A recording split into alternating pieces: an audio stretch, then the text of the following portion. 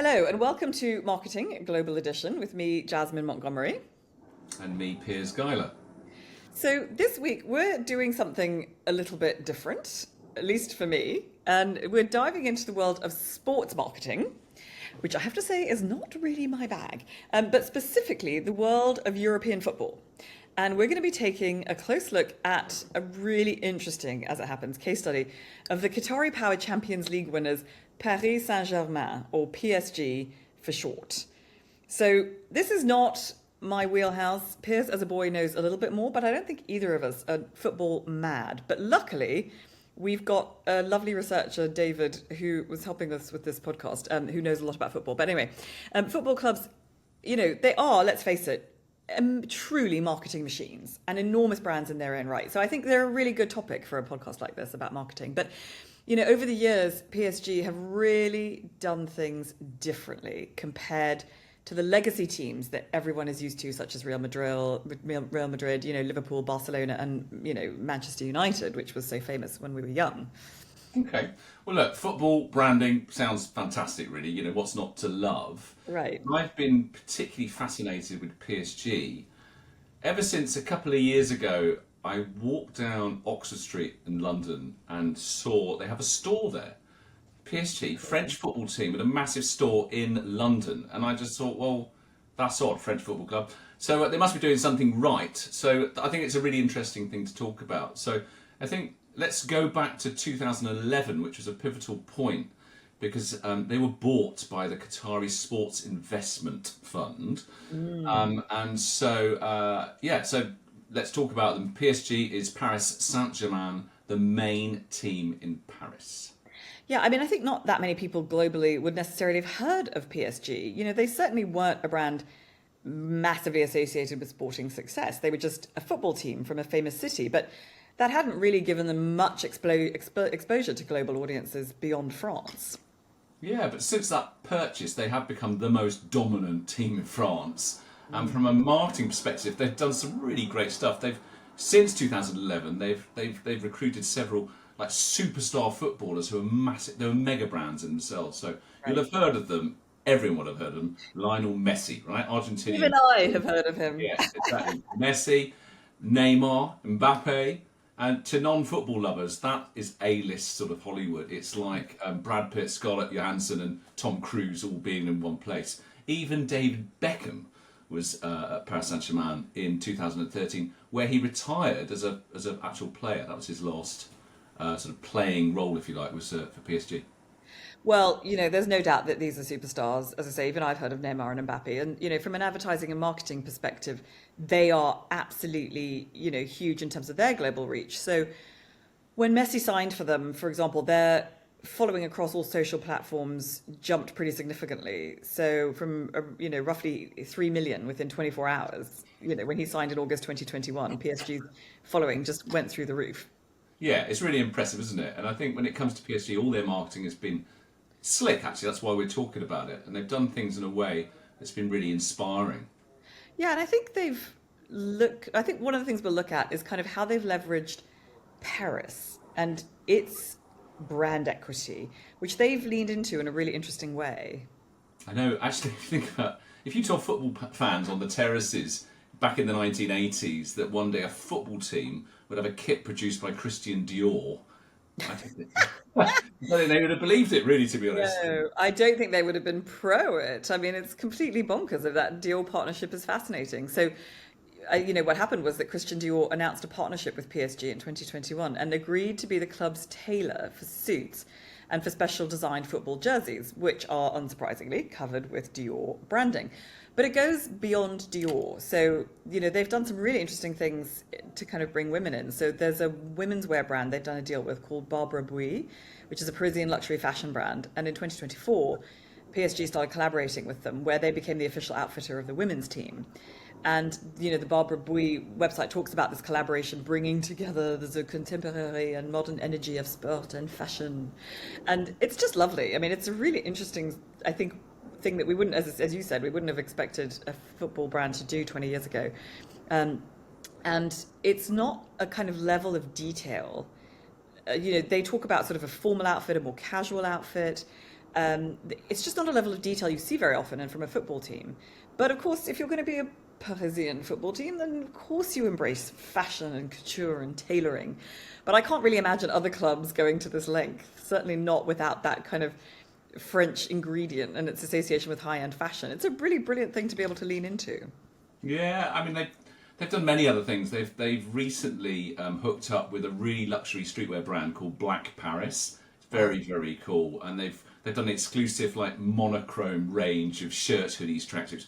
Very cool. But they've done other things. They've even collaborated on a range of NFTs. They're available on crypto.com. It's not really what sports teams do. Yeah. And it really shows that they are, I feel, like trailblazing in what they do when it comes to like innovative commercial relationships. Wow. So in some ways, they've I think they've turned themselves into a bit of a boutique fashion house. I'm going to go a bit further now. Would have thought. Yeah. I think in 2017, PSG hired out a church in Paris, and they collaborated with this designer, 𝐶𝐬𝐭𝐚𝐦𝐩𝐬, and the models wore really like mad versions of their kit. And again, it's just pushing the boundaries of football. Having football kits changed and on the catwalk is just different. It's very, very different. It's so different from the debate that used to be around kind of what footballers wear. I mean, again, I come at it from a ridiculously girly point of view, but I mean, I think I remember us girls talking about Kevin Keegan and the rather short shorts in the 80s. Well, anyway, we'll move on from that. So, yeah, please do. I think let's talk about PSG and how they claim Paris. It's really smart, yeah? And one obvious example is the Eiffel Tower, which also happens to be on their badge. Yeah, and I think, that's been the case since the mid-90s. But the way they've used possibly the most famous landmark in the world is such a great example of how they've leveraged Paris. And so after their recent Champions League final win, the tower was lit up in their famous colours of dark blue and red. And to be able to kind of take the Eiffel Tower, it's interesting because I think sometimes brands really are sort of molecules rather than single-celled organisms. They're molecules, and they stick themselves to other famous brands. And so there's that sort of this tie-up now. And it just gives your brand such tremendous visibility on a stage, when the eyes of the world would have been on PSG anyway for winning the most important game in history. But wow, most brands would kill for an event that had that much kind of exposure and virality as they got when they lit up the Eiffel Tower. They also did it for signings, actually. Back in 2017, they signed Neymar, world famous, biggest player at the time. They took him from Barcelona for 200 million, which is still a world record transfer. Wow. I mean, it's huge, isn't it? And they commemorated that by, again, lighting up the Eiffel Tower in blue and red and white with bienvenue written across it, bienvenue Neymar. My French is terrible. Bienvenue Neymar. Welcome Neymar. Bienvenue Neymar. Anyway, that very day, they sold €1 million of Neymar shirts just in one day. So that combination of the world's most marketable footballers with what's becoming one of the smartest marketing clubs and the Eiffel Tower is a powerful visual in itself. It's quite cool. Right, so any of you listening to this who want to get some brand exposure, see if you can persuade the Eiffel Tower to light your brand up on its tower. It's we can't all get that kind of exposure, but you will not be shocked to learn from that story that their new home kit contains a star-shaped Eiffel Tower symbol to commemorate their recent maiden Champions League win. I think what PSG have done with Paris in some ways it compares to kind of what the Yankees did with New York. Mm-hmm. So that NY symbol has become synonymous with the city. Everyone on the planet knows it, even if they don't know that the Yankees are a baseball team. And it's clear that kind of PSG's usage of the Eiffel Tower and Parisian culture is really, capitalizing on the kind of glamour and equity of Paris. And in 2013, they did a slight sort of logo redesign, which put the words Paris, Paris, much more prominently at the top of the badge and relegated the word Saint-Germain to the bottom. So they're really going for that. That's quite a good point, isn't it? But it also really helps that PSG is the only major football team in Paris. So they really can claim ownership. You can't do that in London. So London's got like Arsenal, Chelsea, Tottenham Hotspur, West Ham, etc. So no single team can own London in the same way. So it's really good that they've got that. Interesting point. You couldn't have like London Arsenal London. No, I wish we could. Arsenal should own London. Arsenal should be the London football team. Yeah, exactly. But since let's talk about some other things they've done. They have done an incredible tie-up with Air Jordan. Yeah, so for those of you who don't know, in 2018, PSG, who was sponsored by Nike, entered into a partnership with the Air Jordan brand, which is obviously a subsidiary of Nike. So since then, they've used the Jumpman logo of Michael Jordan's, the MJ's, on a lot of the PSG kits. And this was the first time that a football team has used what is essentially a basketball or streetwear brand as a supplier of football kits. So, and it's certainly the first time the Air Jordan brand like stepped outside of its kind of basketball zone of influence. And in many ways, it's just been this genius kind of fusion, really. And another example of PSG just really thinking out of the box and being ahead of the curve and all those lovely phrases, running it up the flagpole and see who salutes. But it's just so interesting in kind of understanding their younger demographic, I think, in a way that their rivals didn't, understanding that need to be kind of street and linked to all these other very cool brands. It was a really bold, innovative move. Yeah, the partnership has been successful and perhaps surprisingly so, because basketball, football, people traditionally wouldn't have blurred those boundaries, but we're talking about cool brands now, So anyway, they've done it, and that link up has actually earned them, PSG, millions and millions, hundreds of millions of pounds in revenue, dollars in revenue, which has also cleverly helped to lessen their dependence on the Qatari funds, which has always bankrolled them so far. So there is something clever behind it as well. I mean, here we are talking about all the clever marketing things that they have done. I mean, I guess it has to be said, they've had some pretty spectacular money behind them. And it's amazing the things you can do when you've got some backing, So I don't underestimate that. But here are the great things they've done. And, for sure, the PSG Jordan merchandise has gone far beyond football kits. So there's now a whole range of sportswear and apparel that's been created through this partnership. And it's just been selling like mad. There's trainers, hoodies, tracksuits, which has done fantastically well and really helped to penetrate a whole new market that arguably PSG wouldn't have been able to reach without the sort of iconic Jordan association. Oh, totally. There are people like Beyonce, Bella Hadid, Travis Scott, Kim Kardashian, all in PSG kits now, right? But they wouldn't be wearing them without the Jordan badge, But it's what it has done is taken PSG into a new level of, call it coolness, but it's cemented their fashion credentials. Yeah, man, they're achingly cool. I don't know, maybe I should buy some for myself. Although, frankly, I'm not sure that my son would really approve of me wearing a bright PSG Air Jordan tracksuit. I think it might cause him to have an aneurysm. I think we'll just move on from Yeah, I'm not cool enough to pull it off, let's be honest. Our demographic. I really love it because it looks French, anyway. But yeah, over to you, sorry. Go on. Yeah, no, I think a lot of people will be aware of the Jordan partnership, so it's no surprise, that we discuss it in this much depth because it's so pivotal, but actually PSG's marketing is also fascinating when you look at kind of the other partnerships that they've done. They've clearly employed people who intuitively just get, as I do not, the cool factor, They've done some really different tie-ups as well, and some of them are mainstream and some of them are really niche, actually, to do with music and musicians. So a lot of people love Prince, right? So they've done, in 2019, they did a tie-up with the Prince estate where they created their own special vinyl featuring the song Party Man. It's actually a really old song from Michael Keaton's Batman. But anyway, it's quite a cool song. It just showed that they can really do some more niche things, really. Yeah, and again, they've really leveraged that commercially. So they've created special kits to commemorate the Rolling Stones No Filter Tour in 2017. I mean, it's incredible how many kits they've done to commemorate, special things to tie in with stuff that's going on in the world. I mean, we're saying it's very cool, but I do worry they actually could stretch their brand too far at this point. Actually, there is a little bit of temperance here. Right. They're now doing special kits with the artist The Weeknd, and they're calling it PSG XO. XO being The Weeknd's trademark. Oh, right. Which they wore during a recent win where the World Cup win where Trump was there. Remember that? So I think he celebrated that he won it. I can't remember. Yeah. Anyway, enough about the orange chap. I don't want to. Yeah, the orange man. Right. Anyway, but anyway, I think they could have gone against FIFA regulations because it was about using third-party sponsorships with numbers as a trademark. So they might have an issue of over-commercialisation.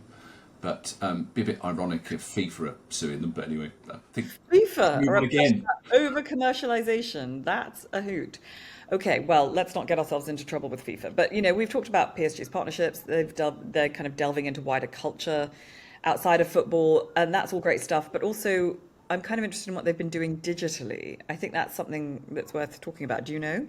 Yeah, of course. So without a coherent digital strategy, none of the above would have been possible or have worked in this day and age. But we've looked at what we looked at so far. You wouldn't be shocked to hear that their digital and social media strategy reflects a really, again, bold and creative approach. The way they've shown in their partnerships. So, what have they done? Like, I guess they've got some really smart people doing cool stuff, and I think they've got a really intuitive understanding of their various audiences. What they really do really well, Jasmine, is they really segment their social channels. Oh, right. So in terms of the content they put out, you like to think that most good, successful brands really do segment their content so it's relevant. But a lot of people just put the same stuff out on all the platforms. But they don't. They're really, really smart in this way. Yeah. They don't just recycle content at all. I think that's quite interesting, isn't it? Because when you're doing amazing stuff, I think the temptation is to say, but this is so amazing. All I have to do is change the, aspect ratio and put it on, Facebook, Instagram and everything. But actually, that's very sophisticated for a sports brand, I think. And again, it shows them to be really kind of on the mark. So what I've loved about them is the kind of way that they localize. I'm all about, global, local. Yeah. And apparently they hire local teams for each region they operate in, so that each one kind of reflects the club's mantras of kind of local roots, global wings, which I just love that. I think that's really cool. But it really shows. So each market uses its own strategy, has the freedom to produce its own memes, its own player content and match coverage. So that goes beyond just kind of translation to local languages. It's about really properly understanding each market by hiring people within the region, which is of course super smart. Which creates really relevant content. So that's why they're being successful all over the world to the next generation, because they're talking to them locally using local cultural references. It's a very smart way of marketing, which many global brands won't do. It's a massive investment to do that, but they really do that. So I think that's another, it's another different thing. Localization is core to their digital strategy. That's so interesting. So I mean, even in 2018, PSG became the first football team to launch an account on Dongguidi. I hope I pronounced that correct, but it's a football community app in China, as an example. They really are going right, but they're going where their fans are, no matter where they are. Yeah, that's lovely. It's so impressive. They operate in quite a number of languages. So English, French, obviously, but Arabic, Indonesian, Spanish, Portuguese, Mandarin when they're commemorating Chinese New Year. Like, they're really multicultural, and hats off to them for that. I love a multicultural brand. They are a true global local approach, aren't they? Forget HSBC. Yeah, absolutely. Properly, actually. Yeah, no, and I think they're not alone in using localization as a marketing tactic, but they do it incredibly well. So I think from what I know, the little I know of football, but I think Real Madrid, Manchester United, Barcelona, Bayern Munich, they operate quite similarly. So it's not that PSG are reinventing the wheel with this approach, but they're doing it really well. No, I mean other teams are, grabbing the action now. So Bayern Munich have offices in Bangkok and Shanghai. Barcelona has production teams in the Middle East. They've got them in South America. Real Madrid have local partnerships in China. They are the big guns are coming in and want a piece of the action. Yeah, I mean, growing up in Asia and Africa, like I've been aware all my life of the incredible love for football all around the world. So these footballing juggernauts have a lot to compete for. It's a global market out there, and that's super interesting. I think it's interesting. I guess the same is true in esports, where PSG have had a team since 2016. So they were the first to harness the potential of this market. And since then, Man United, Arsenal and Barcelona have actually followed with their own teams in kind of the esports space. So again, ahead of the curve. Yeah, I mean, esports, it's huge for people. It is huge out there, but not everyone knows about it, especially if you're not Gen Z or Gen Alpha, you might not, but it is absolutely huge, and they're all playing in a digital world now. Yeah, As they should, right? As they should. Well, yes, certainly. I know our kids are. But I guess what's interesting is that despite everything we've talked about, despite the money, the Qatari money, and the extraordinary kind of innovation and intelligence of the management of this brand, PSG is not yet the biggest football or sporting brand in the world. So they've got quite a long way to go in that regard. And I think if you look at legacy teams, the Dallas Cowboys in the NFL, the New York Yankees in baseball, there are some of the heavy hitters we've already talked about in football, the Manchester Uniteds, Man Cities, etc., Liverpool. PSG have got some catching up to do. So these teams have had regular global exposure for much longer than PSG and grew organically, as opposed to being supercharged with, riches from Qatar. So I don't know, is the brand ever going to have as strong a super sort of emotional appeal as Manchester United did back for so many decades back in its heyday? I don't know.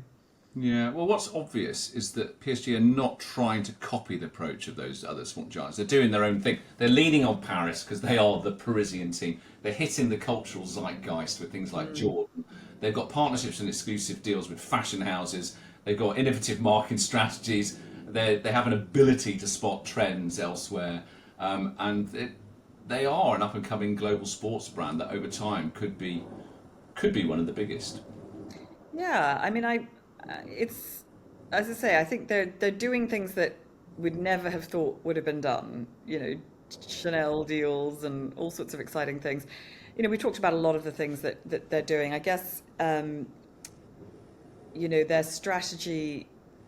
I'm interested, maybe out of the things that they're doing, what do we think are some of the kind of strongest things that they're doing strategically? I mean, I guess for me, the segmented audiences and the kind of localization is super incredible. But I guess the hiring the superstars, I mean, maybe just linking your lot with the Messis and Mbappes of this world. That is, yeah, it's like it's the players are the stars, right? The players are the stars, Jasmine. So if you've got Mbappe and Neymar and Messi, if you've had those, they've always been the biggest football heroes in the world, and they've managed to get them. It is that's the reality. So that's one great thing, but also doing these fantastic tie-ups with, Christian Dior, having kits made by Christian Dior. All of a sudden, that's another level, and it's just stuff that's it's like depositioning the other football teams as just football teams, whereas this is a global brand doing some really cool stuff. So anyway.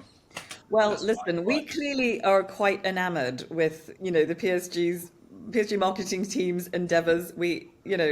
Wow, what an incredible case study. And, I look forward to watching them because they're bold, they're innovative, they're different, they're going into areas that football clubs wouldn't normally venture into. And I think that's really to be applauded and learned from. They are really doing things that some of the sort of established sporting giants wouldn't have dared do. And they're, reaching deeply into kind of culture. They're being really fresh and interesting.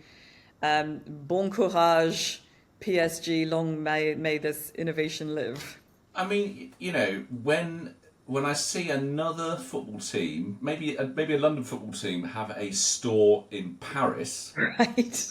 Then they're at the same level of branding brilliance. It's interesting you say that, because I could easily see an Arsenal team having a store in Bangkok, or a Man City or a Liverpool store. I mean, they probably do. I don't know, have a store in Dubai. They do, actually. They might. I think that your point about a French team having a store on a London street, that's a high bar.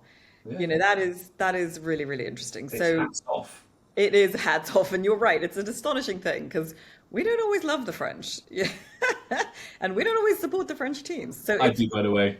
You do? Brother-in-law, hello. You support the French teams? I have a French brother-in-law. I do. I have support for France. I do. You have a French brother-in-law. I guess that's a reasonable excuse. We'll let you off. Just this once. All right. On that note. Okay, on that note, listen, thanks very much, everybody, for listening. It's been fun, and we will see you next week. Bye, everyone. Bye. Bye. Marketing Global Edition is sponsored by Adsy, the ad generator for small businesses that serves you effective and affordable ads in seconds. And by 7 Brands, the international advertising and branding agency that has worked with clients around the world from Coca-Cola to Facebook.